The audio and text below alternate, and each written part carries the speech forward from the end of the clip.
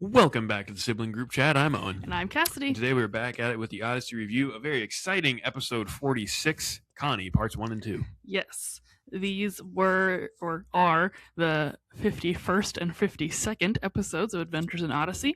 They originally aired on December 3rd and 10th of 1988, and we are still in Album 3, Heroes. And in these episodes, while visiting California, Connie encounters some old friends who remind her of how different she was before coming to Wits End.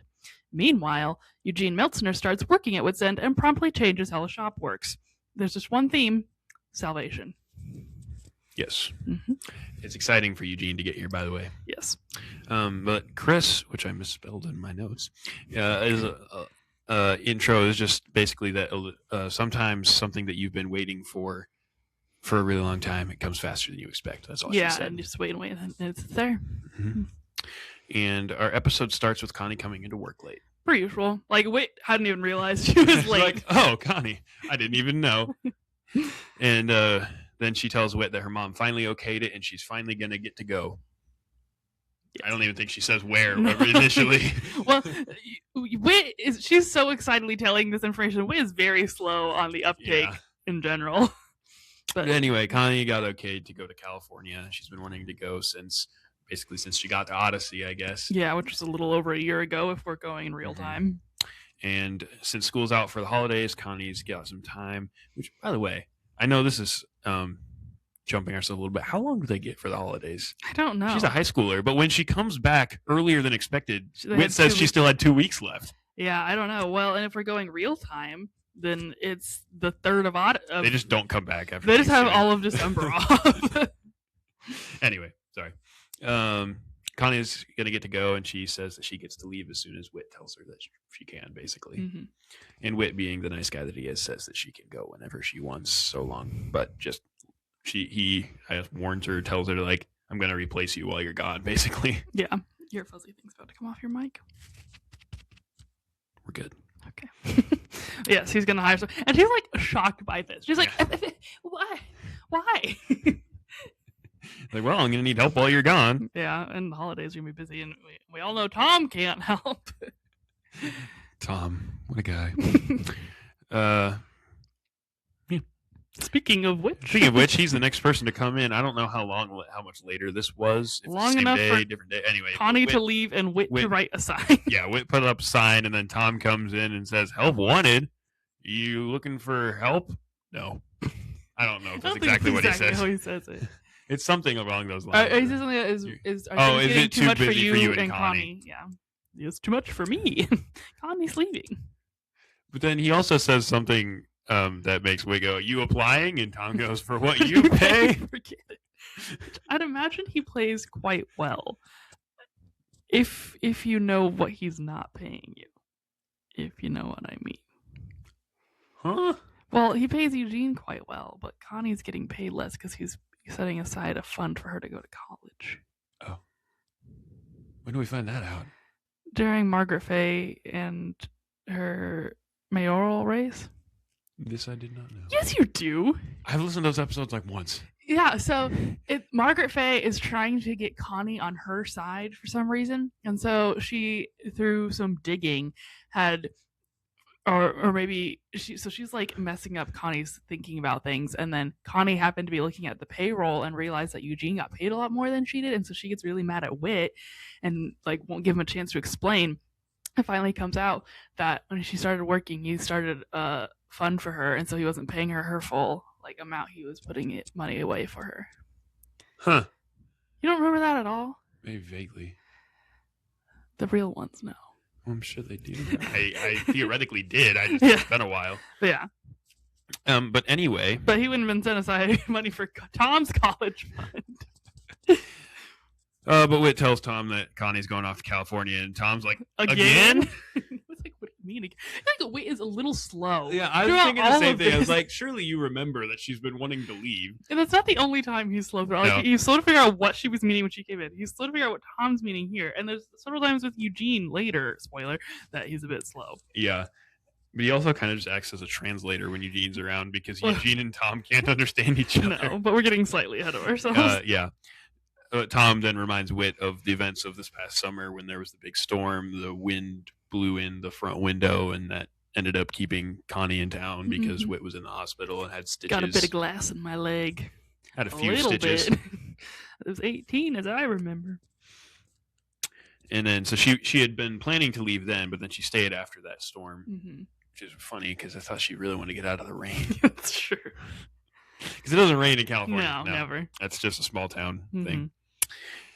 And Tom thought she'd given up on the idea after that, but Whit said he knew that she hadn't given up on the idea. She'd just been hiding it a little bit better than she did before that. But he says that Karen's death seemed to trigger it all again.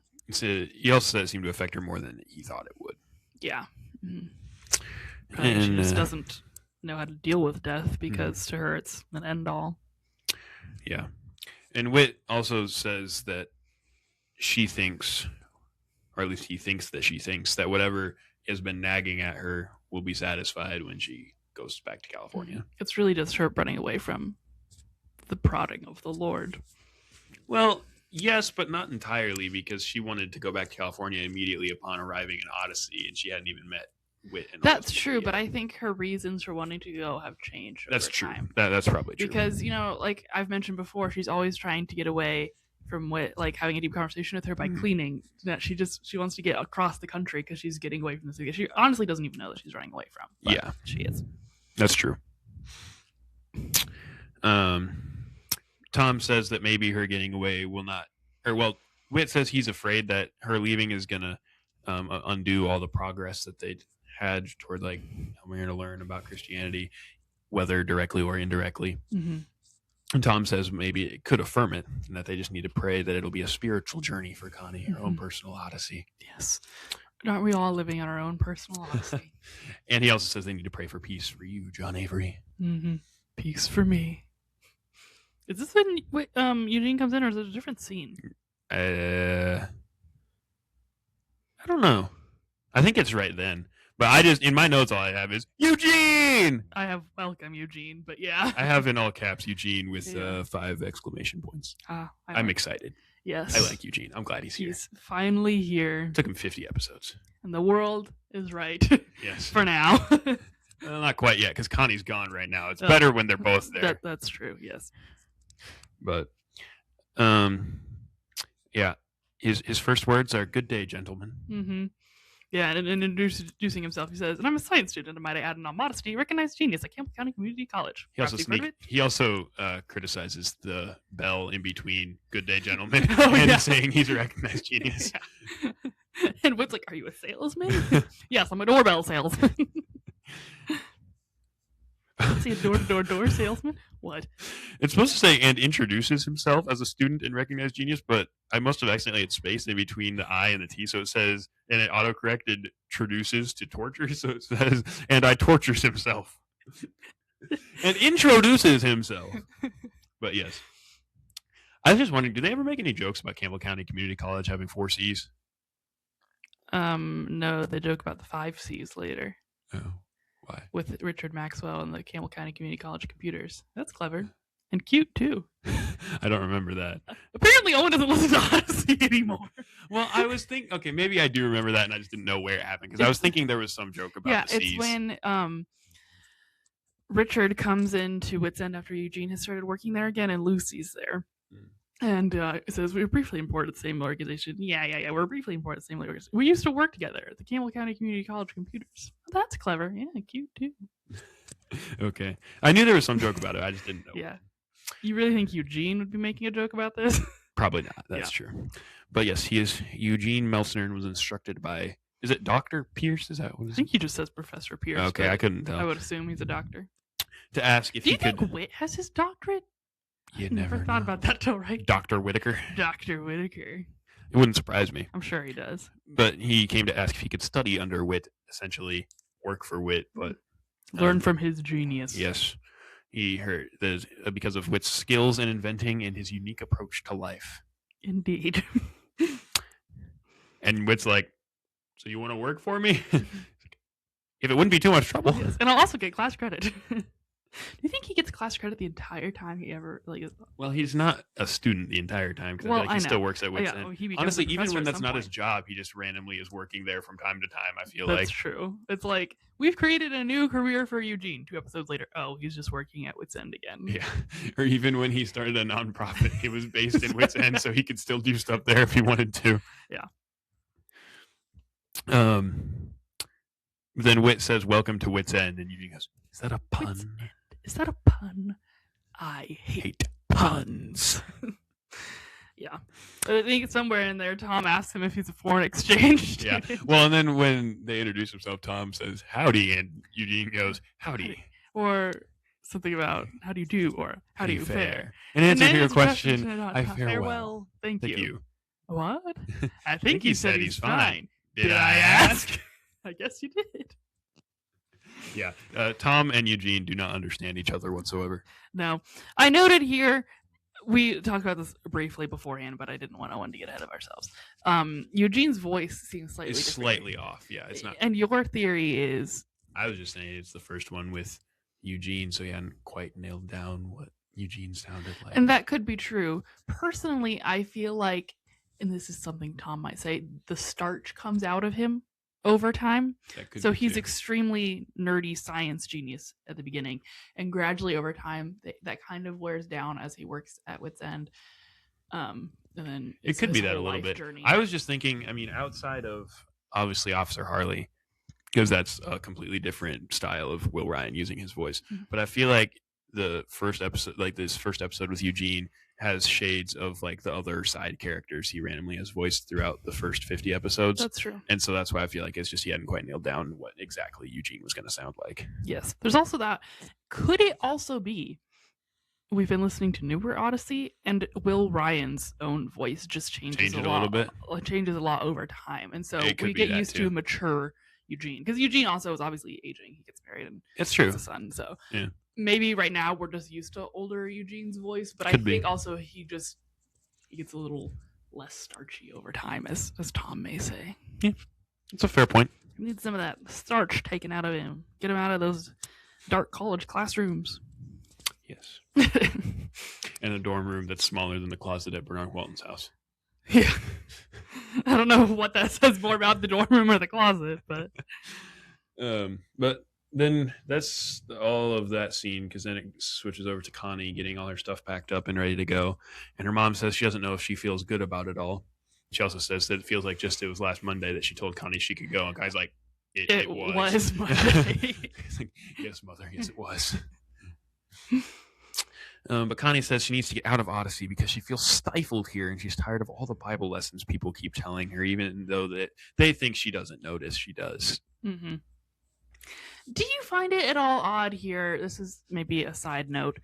I think this is why I always, for quite some time, assumed that Connie's mom was a Christian, because she doesn't really agree or disagree with Connie about this shoving of Christianity. There's that. I also think, like going back to the Thanksgiving episode, when she's talking to Whit and Tom about how she's noticed that Connie has changed probably to be a little bit more responsible and well-behaved since then, mm-hmm. that she sees it as a positive regardless of if she actually believes in like Christianity, but like the morals behind it. Yeah, I'd say, you know what I mean? Yeah, I'd say she's probably, even though she's not a Christian, before Connie becomes a Christian, she's definitely a morally better person. Probably. Yeah. And she just sees Connie's attitudes and behaviors changing for the better. I think. Yeah. It'd be part of it. Yeah. That's what I get. Yeah. And so I think she's afraid that if she goes back to California and spends time with her friends, then she's going to be rebellious again. Yeah, which is a fair concern. Yeah. So Whit tells Connie, or well, no. Hold on. I'm going to skip something. Oh, no, I didn't. So then Connie called Mr. Whitaker, which we get from Mr. Whitaker's side of the phone, mm-hmm. to tell him that when he'd be leaving, and Connie said he'd be there to see her off in the morning. Whit did. Yes, that's what I said. You said Connie. No, I didn't. You said Connie. I said he. Do you think Connie is a he? You said Connie. I said he. I don't think we need to keep arguing about this. You need help. You need to speak clearly.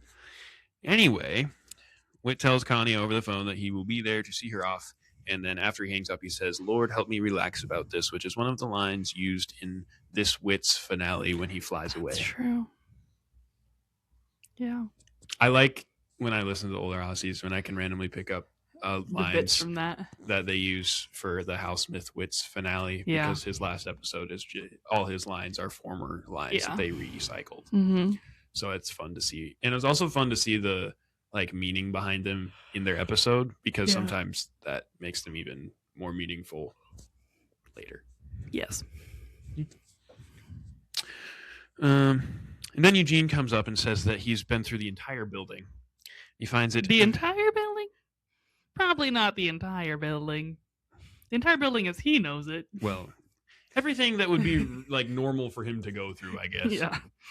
He finds it very interesting. He says the Victorian architecture is a poor disguise for the marvels inside. Yes, and this brings up a point. Is this the first time that it's been referenced that this is a Victorian building? Maybe. I feel like our only other concept of what the building is that it was the Fillmore Recreation Center. And I never once imagined the Fillmore Recreation Center looking like a Victorian house. No, in my mind, the Fillmore Recreation Center is a like gym? a 2-story concrete building. With like a gym on the bottom floor? Yeah, maybe. Yeah. But it's not. No, it's a Victorian house. Yes. But, what is he? Oh, and then Whit asks him if that means he likes the building. And he's like is not a word I like to use. Oh, did I say like? See, this is another thing I'm talking about. While Eugene stays nerdy, sciencey guy for a long time, I don't think he stays this bad for long. Yeah. He doesn't start calling Whit, but he does call it Wit's End. Well, Whit tells him to call him Whit, and he's like, I find nicknames horribly disrespectful. Yeah. Terribly disrespectful. Yeah. He calls him Mr. Whittaker for quite some time. Mm-hmm. Calls Connie Miss Kendall for a while too, but that's neither here nor there. Miss Constance Kendall. Yes. Oh, he says he also finds the building to be a curiosity worth studying. Mm-hmm. And then Eugene offers to put up a computer program to run the trains because he said it would make them more efficient. And then he also says he has lots of other ideas on how he can make the entirety of the shop more efficient. Yeah. And Whit seems hesitant, but he kind of just go for it. Like Whit is maybe preoccupied with worrying about Connie, Probably. and so he's just like, yeah, sure, whatever. Do your thing, man. Yeah. And then the day of Connie leaving, or at the bus station, Whit comes to see her off at 6:30 in the morning, by the way. It's early. Yeah. And Whit says that he hopes she'll think about all the conversations that they've had. They've talked about some very serious... Important, I think, maybe he says. I don't know. Things. She tells her mom that she left some presents for her under her bed. Connie's bed, I believe. Yeah. Like Christmas presents because it's the holidays. Mm-hmm. And she gives them both hugs, and Whit gives her a present, and then she is off. Yes.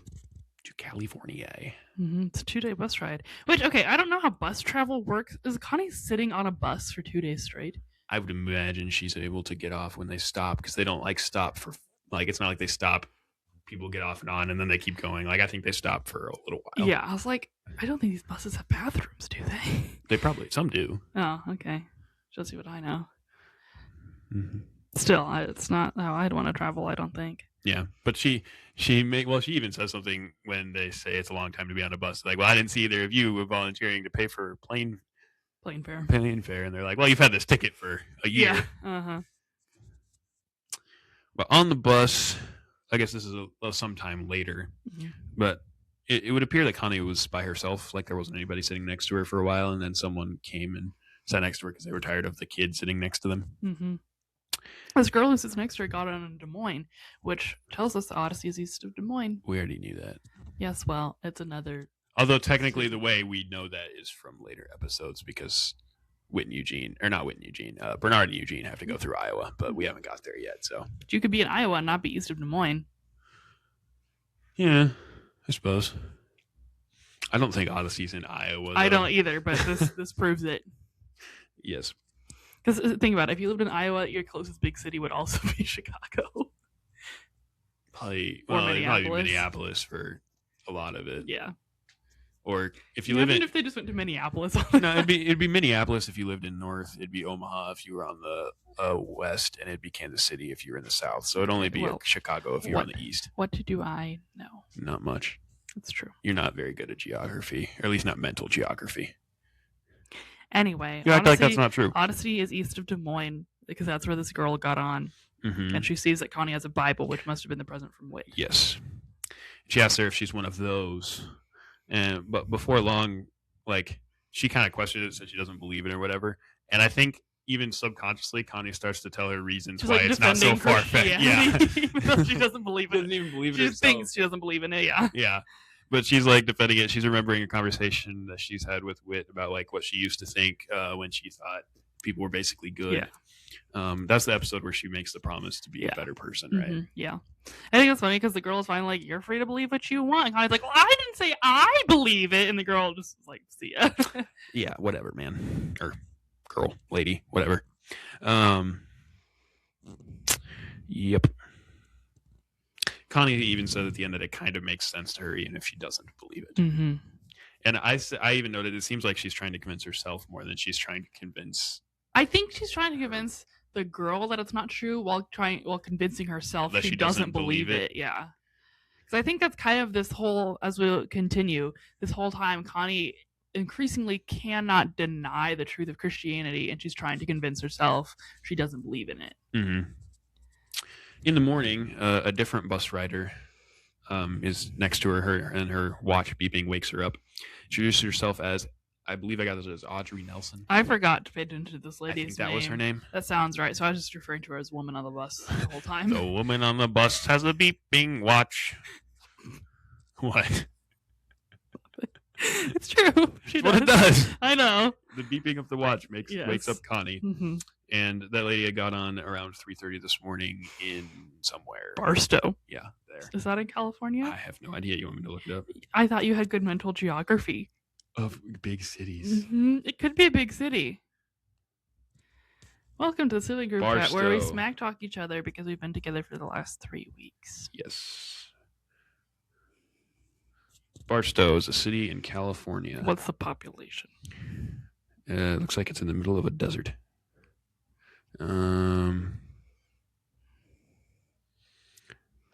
Population 24,800. See, that's a large town. You should know the geography. You said you didn't know the geography of large cities. That would be like if you knew the city of Aberdeen if you lived nowhere near it. You guys know where Aberdeen, South Dakota is? Comment below. I doubt it. I don't even know. I couldn't get to Aberdeen. From here? Yeah. I don't go enough. It's a piece of cake. I don't go enough. And I normally go in the dark. Why do you go in the dark? Music contest. Ah, yes. Oh, that's unfortunate. KU lost today. Anyway. Anyway, back to our regularly scheduled program. Yes. With the lady from Barstow. Barstow. A small town in the middle of the desert. California. They're about 30 minutes from LA, by the way. I don't know if we established LA that. or Santa Monica? LA. Well, because she asked Connie if she's from Los Angeles, and she says, I used to, though. I'm going to see my dad in Santa Monica. I think it's the greater LA area. Okay. I don't know. That's the impression. Because she tells everybody that she's going to LA. Yes, but to somebody who's from California, she specifies. Well, I'm not from California. You know where Santa Monica is? I don't know. I do know where Los Angeles is, though. Could you get there? Yeah, probably. We are snarky today. Yes. I lost my place in my notes here. We're still with the woman on the bus. I know that. I think I scrolled while I was looking at, see, on the bus, talking to somebody in the morning. Audrey explains that she's on her way back she went to a funeral. Her sister passed away. And she mentions kind of she doesn't understand why she was taken away, but she trusts God and understands. Just as her sister was pastor's wife. Yes. Yeah. And she says that God is loving and compassionate and knows that she'll find out the reason someday. Yeah, so this reminds Connie of Karen, who she brings up. Mm-hmm. Connie says it's hard for her to understand the faith like that, and it doesn't make sense, and in reference to Karen, because she says that she knew a girl who believed like that. Mm-hmm. We get a flashback to that scene from There's a lot of week. flashbacks of Connie's journey. You can't have an Odyssey Salvation episode without flashbacks. Freddie didn't have flashbacks. Freddie didn't have a life to look back on. Whoa! To be fair, with everything we've said about Freddie before, that wasn't too bad. We really bashed on that episode. I mean, if you were making a playlist of all the Salvation episodes in Odyssey, would you put Change of Heart on there? I would put it at the end. And never listen to Never it. listen. That's like the one where you put it on your Spotify playlist and then you skip it every time it comes up. You get mad at there when you created the playlist. Why are you on this playlist? Even though you put it on there. Yeah. Like, I was in a mood once to listen to this, and so I added it, and I've never wanted to listen to it again. Yeah. And so, Audrey, let's see. Connie asked Audrey if she knows Mr. Whitaker because she says, I can just see him making it work Arranging somehow it. so that I would be sitting next to a Christian. And Audrey's like, it's not. You're Mr. Whitaker. It's God. Well, actually, I think she just says you know who it is, but Yeah. Yeah. She says it's God, so maybe she did, or maybe I was just filling in the implication. I don't know. And Audrey says that she'll be praying for Connie because she senses that God is showing her something and that there's something going on in Connie's life. Yes. And then episode ends with "Welcome to California," or LA, I think. Mm-hmm. Yeah, I do really like one of her lines says, "God loves you, Connie," and I think that He's put people in your life who've shown you that. Mhm. Which, like, this lady doesn't know the people in Connie's life other than this one random guy she's referenced. She can tell. She can just tell because God's working on her. Yes. It's very similar to what her friend tells her in the second part too. Yes, I think I wrote it down then as well. Is this our first two-parter that doesn't pick up the moment it left off? I don't know. It might be. 'Cause I'm trying to think. Remember if the family Which- doesn't, or yeah. does it with Whit and Jana fighting? I think it does. Well, I think they move from They the doorway move. to the den, but Yeah. it's like minutes. Yeah. There's one episode that I even like. It didn't feel like I think it was the mysterious room or the secret room. It felt like the thought from part one didn't end until a minute into because Yeah. they tried to. It was like a cliffhanger, Yeah. but like what was happening didn't end until like right after the beginning of part two. Mm-hmm, yeah, and then like the Barkley family vacation picks Ends, up right yeah. where it left. But this one does not. We don't No. even know how long Connie's been here. No, I hope not too long, or else they have way too long of a break for the holidays. Yeah, Um, she's soaking up the sun on the beach Yep. with her friend Marcy. she's apparently daydreaming because her friend Marcy's having trouble getting her to I'm respond. almost positive she has a friend named Marcy in Odyssey as well. No, that's who she writes That's to. who she writes to in Odyssey. That's who she writes to. Okay. This is the one episode where she's just writing and telling. Yes. That's who she's writing to. Okay. And she says it's been nice, the sun and the beach, that she can live this way forever. Mm-hmm. But she best having snow in Odyssey, and Marcy's like, "Okay, here we go." And Marcy's annoyed because she apparently keeps bringing up Odyssey. Yeah. And Connie doesn't even realize that she's done it. No. And Marcy's like, "It'd be just nice if for 5 minutes you could go without mentioning Odyssey." I bet you couldn't do it, could you? She doesn't. No. Spoiler. And Marcy also says that she brings up Odyssey a lot and that she's different now, which Connie is kind of offended by because Connie doesn't think she's changed. Yes, but when Marcy goes to get Coke, then Connie drifts into reminiscence again and remembers her friends in Odyssey telling her that she's changed. Yes. This scene, I believe, from Stormy Weather Yeah. where her friend Debbie didn't want her to stay around because she changed and they hadn't been hanging out Yeah. anyway. Mm-hmm. Marcy comes back with the Coke that Connie had asked for and snaps Connie back to the present. Mm-hmm. Where were you? Odyssey again. Where were you? Then Connie asks about a friend of theirs named Pamela, Mm-hmm. who Marcy says doesn't hang around with him much, if at all, anymore because she became a religious freak. Yes, she's gone Christian City. Who talks like that? Teenagers from know. California in the 80s? I guess. I wouldn't know. I was never a teenager from California, let alone in the 80s. Yeah, that's true. But this surprises Connie because apparently Pam was like The wildest of them all, yeah. And then Marcy tells Connie that there's a big party going to happen at some dude's house in Beverly Hills that His night. parents are going to be gone and they have the keys to the liquor cabinet, which got me to thinking, do you think Connie has drank before? Probably. I just never thought about it before. I mean, I would assume based she- on the context based on of this the conversation, yes. I would guess that this would be something that she would have not given a second thought to Yeah. doing when she originally lived in Yeah. California, like a year ago. Yeah, I just had never really thought about it before. Hold on, I lost my spot again. Connie is hesitant to go to this party Yes. because the parents aren't going to be there, and Marcy is like, "What is wrong with you? Yeah. You've I gotten need to get really you out of the sun." strange on me." And then we get a little flashback back to Odyssey. Tom comes into Whit's end and almost has a heart attack because You hear like a cruise ship horn. Eugene has replaced the little bell on the door with a giant horn. Yeah. Or loud horn anyway. Yeah. And Whit says something about it was replaced because it's more efficient and it reaches to the back of the shop better or something like that. Yeah. He says something, or it says, and then Tom says something about like, why is he letting Eugene do this? And he says, well, he needs the experience. And Tom's like, well, I'll try to remember that when I experience my first heart attack. Yeah. Tom is even like, are you okay? Like, what is wrong with you? Yeah. Like, why are you letting him do this? Well, because Tom even says it's the talk of all the kids around town about all Eugene's changes and they don't like it. He asked him about the trains and was like, yeah, he did the whole thing. He's got him doing all kinds of tricks now. And Tom's like, well, the kids seem to think that it's cool to watch once or twice, but after that, it gets kind of boring and they wish they could do it. Which episode is that? But after an hour. I don't know. Oh, it was fun at first. But after an hour. They're singing his. I got the joy down in my heart. Where? I can get the hint. Everyone's tired of singing. I think everyone was tired about 16 songs ago, dear. Actually, yeah, I'm impressed that I figured out the context of that. You know, you just sometimes did you lose the Fluffy thing again? I did lose the Fluffy it's thing. Right there. Oh, I found Fluffy. Okay, this episode is weird. I think we've seen each other too much lately. This is just the effect of eating nothing but cookies and Christmas cheese for the last 3 weeks. You eat cheese on your cookies? No, I said cookies and cheese. But you didn't say they were separate. They are. Oh. Anyway, back to the episode.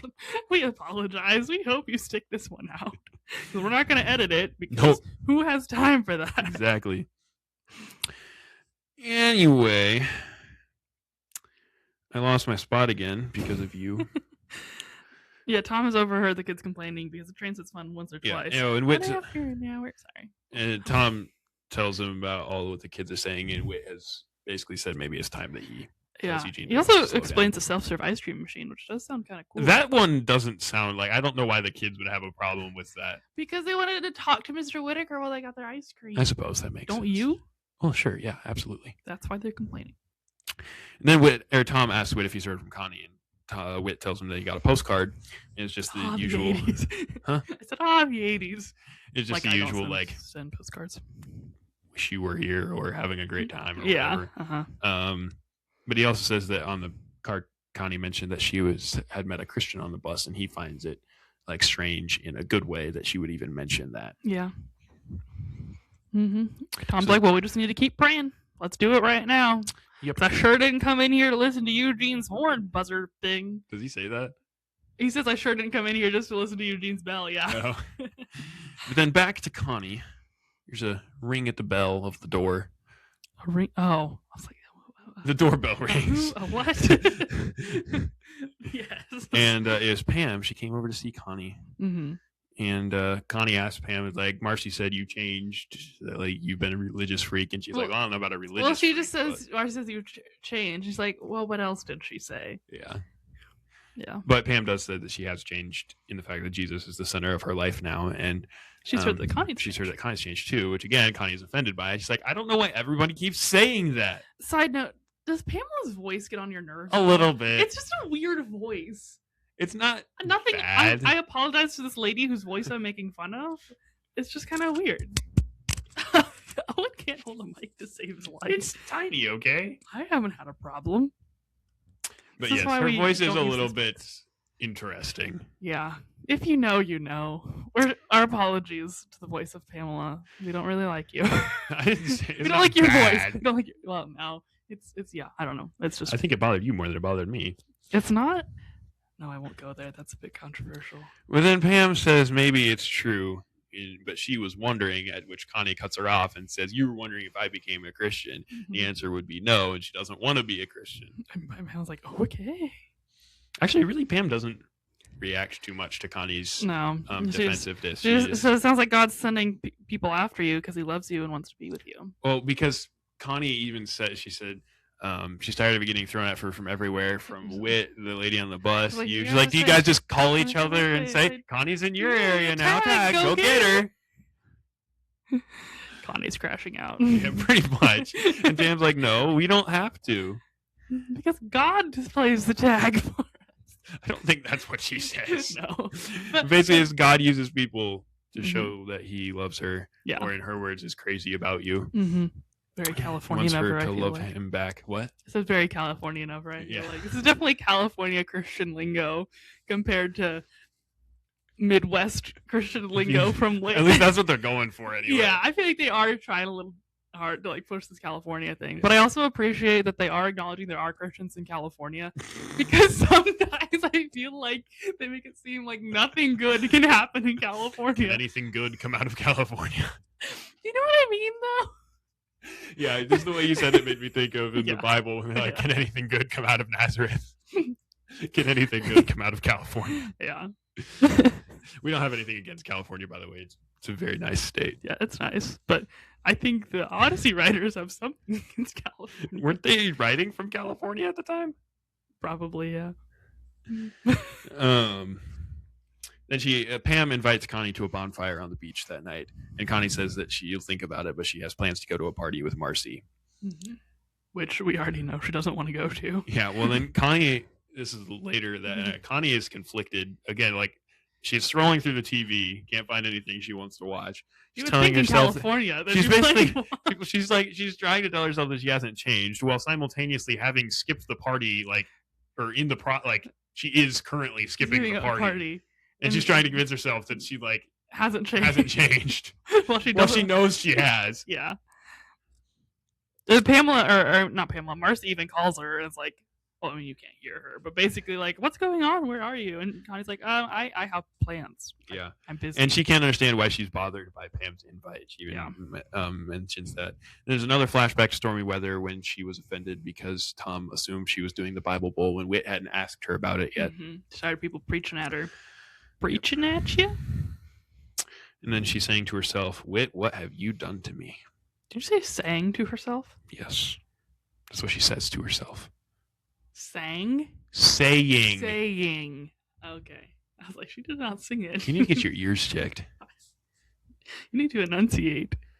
You just need to listen. Anyway, Connie shows up at the bonfire. Against her will. Yeah, like she didn't take herself there. Yeah. I was in the area. I stopped by for a minute. But she's very defensive. She's mad that she's there. I drove myself here. She didn't know she could have, I guess. Probably. She has her driver's license, I assume. Well, no, maybe she hasn't been referenced yet, but she'd have had to because her dad's not around. Yeah, that's true. Basically, maybe she somehow ended up there without just happened to be walking around, And Pam says she missed most of it, but she's still glad Connie came. And she wants Connie to meet somebody.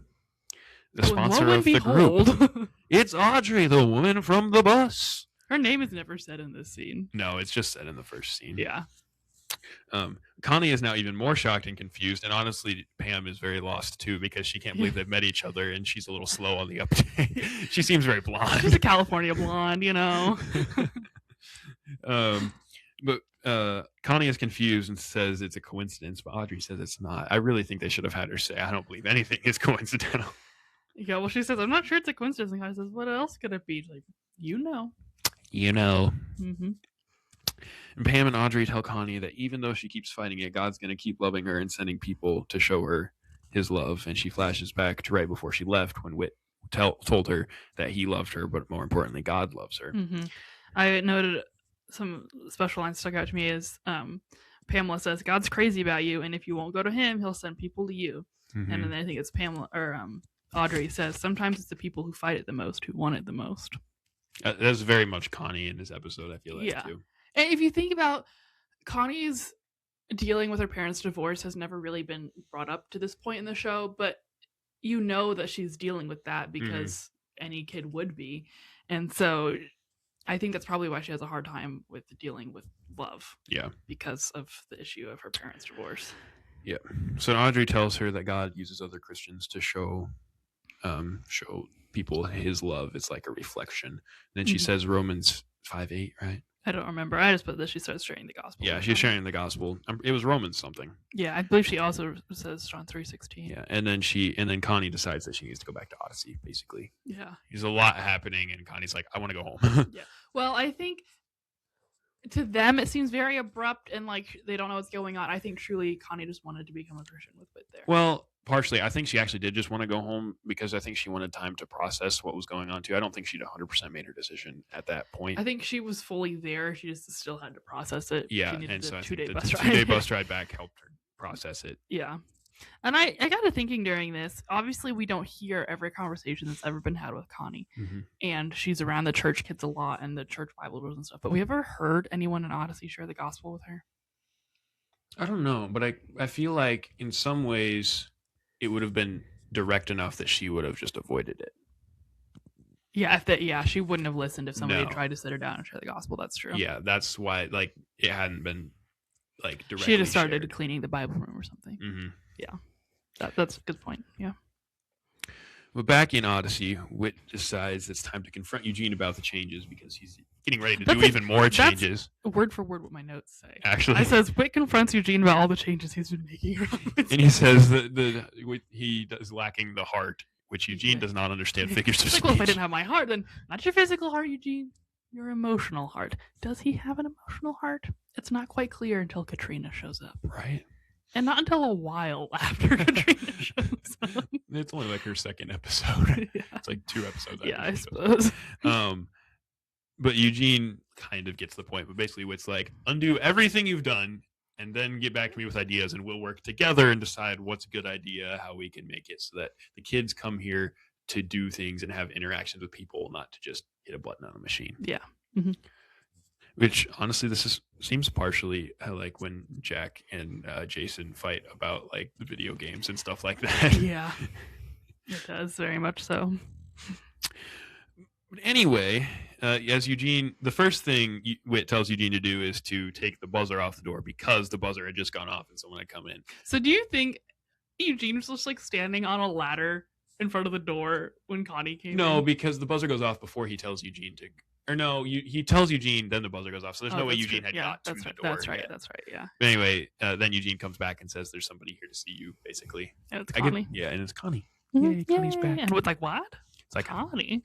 Yeah, Connie asks Whit if they can talk privately. And Whit says, let's go to the Bible room. Yeah, because it's been empty since Eugene set up a display about the Spanish Inquisition. I thought some church history would be good. You would think that even though Whit had been being pretty free with Eugene, he would have drawn the line before the Spanish Inquisition. You would think yeah. I just think it's funny that Eugene thought that was a room that he wanted to mess with because I know he doesn't believe anything related. Well, that's why he was going more history than Bible. That's true. Is it bad that I'm curious what was in this display? I'm kind of curious actually. Maybe it's just because of Under Drake's flag, but I'm like, I want to know maybe what was in there. I want to know what happened to the display. Do you think there's Spanish Inquisition torture devices in the basement? I sure hope not. Anyway, moving on. So Connie and Whit gets talking, and Connie tells Whit that when she thought she was going to California, she'd be able to be herself and find all the answers that she needed, and then she did. Yep. And I think Whit is slightly concerned here. Like, he thinks that she's on the right track, but he's also not 100% sure she's on the right track. Conclusion she came to. Yeah. And so she says that she knows what she needs to do. Connie says she wants to pray with Whit. Mm-hmm. Such a touching scene. You do? He gets a little choked up. Mm-hmm. A little bit. Not really. And that she wants to ask Jesus to come into her heart. Mm-hmm. And she starts to pray. End of episode. Yes. We don't hear her prayer. No. I'm sure it's nothing like Eugene's. Probably not. It's just as good and Connie-like, I'm sure, as Eugene's is Eugene-like. Yep. And so Chris's outro is just asking Jesus into your heart is the best thing you can ever do. Mm-hmm. One question I had at the end of this. Yeah. A little wrap-up question. Can you imagine if this had been Eugene's only episode? That'd be sad. Because the way... Because but it could have been. They could have just said, Connie's back, you're done. Yeah. And he does come back in the next episode, so... Yeah. Yeah. It's a good episode. It's great. It's iconic. And again, I never really, until we started listening through this for the purpose of podcasting, did I realize that Connie really has no purpose or plot other than becoming a Christian until she becomes a Christian. Well, see, I realized it was her first episode was episode 4. Mm-hmm. This is episode 52. It's 51 and 52. So it's basically a 47 episode span in which basically every episode Connie is in has something to do with her journey to salvation. Yeah. And I never realized it was like that before. I thought there were Connie episodes that were just Connie Oh, I'm doing it. We're just Connie being Connie. I never realized how intentional And they I think all were. there probably are after she becomes a Christian. Yeah. But yeah, her journey to this point. And I believe, thinking about all the rest of the salvation arcs to come in the show, she's really the only character like that. Yeah, everyone else think, like, Eugene, has character development. Eugene has a lot of character development before you get there. Yeah. Like a lot. Mm-hmm. I'm trying to think, like, Katrina is developed a little bit before. She becomes a Christian quite quickly, but that's not. She's not obviously in the show to become a Christian from day one. Where Connie, once you know she does become one, you can tell that was like the sole purpose of her being. I'm trying to think what other salvation arcs there are. You haven't heard some of them. And some people listening might not have heard some of them. Oh, actually, I know. I haven't heard Buck's entire salvation arc. I know that. Or Jules. I know they both become Christians. I think. Maybe not. I know Jules does. Jules is free to speak of. Yes. Jules becomes a Christian. Okay. Sorry if we just spoiled anything for anybody. I just saw that in a... yeah, I knew she does. Does Buck not? Well, we're not in the Odyssey fan club right now, so I guess we're allowed to give spoilers. Yes, Buck and Renee both become Christians in Album 80. Okay. I thought I had seen that Buck did, but maybe I was... Apologies to anyone who didn't know that yet. They can get over it. Yeah, they can. I haven't got there yet either, so... Yeah. I don't even know who Renee is. You don't still? No, I haven't got there yet. Interesting. I'm about ready to start Album 69. I think she's only in club episodes for a while, and I've been skipping the club episodes right now. Episodes to try to get to the end, yeah. Yeah. And I think when she does come into regular episodes, they give you a little catch up. Okay. For the people who had never heard her perform. So. Okay. Yeah. But anyway, yeah. Guess that'll about do it for this episode. Yep. Great episode. We're glad to have Eugene around, and we're glad Connie's become a Christian. Yes. Next week's episode is The Sacred Trust. Not honestly one of my favorites, but no, I forget about it. Yeah, but anyway, we look forward to that. We hope you enjoyed this one. Follow us or subscribe wherever you get the podcast, and follow us on Facebook and Instagram. And we'll see you next time. Yep. Bye.